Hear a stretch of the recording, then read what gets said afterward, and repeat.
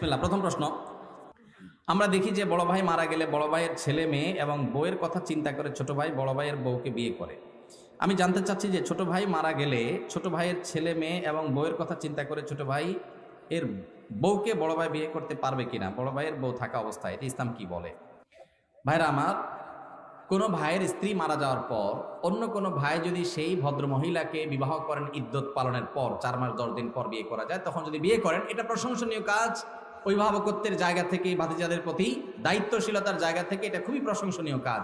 আমাদের সমাজ বেশিরভাগ মানুষ এটাকে ভালো চোখে দেখে না, কারণ সমাজটা তো সব রোগাদের সমাজ, রোগী হয়ে গেছি আমরা। ভালো জিনিস আমাদের কাছে খারাপ লাগে, খারাপটা বরং ভালো লাগে। তো এটা ভালো কাজ। এখন কথা হলো, বড় ভাই তার একজন স্ত্রী আছেন, এই অবস্থায় ছোট ভাই মারা গেছেন, ছোট ভাই স্ত্রীকে বিয়ে করবেন কিনা? উত্তর হলো, ছোট ভাইয়ের স্ত্রীকে বিয়ে করতে শরিয়াত দৃষ্টিকোণ থেকে কোনো বিধিনিষেধ নাই, বিয়ে করতে পারবে না এমন কোনো কথা নাই।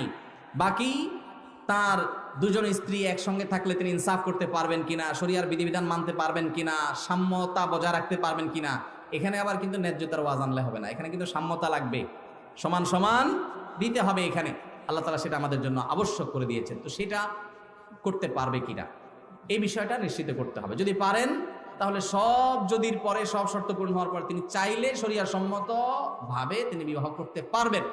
কিন্তু অনেক ক্ষেত্রে দেখা যায় ভালোর জন্য করতে গিয়ে উল্টা আরো খারাপ হয়। দেখা যায় ঘরে বিশ্বযুদ্ধ লেগে যায়, আছে না নাই? যদি কোনো আল্লাহর বান্দী, যদি আল্লাহর কোনো বান্দী যদি স্যাক্রিফাইস করেন এক্ষেত্রে, তাহলে এটা অবশ্যই একজন জান্নাতি মানুষের কাজ, অবশ্যই একজন আল্লাহর নেককার বান্দির কাজ। আল্লাহ আমাদেরকে তৌফিক দান করুন।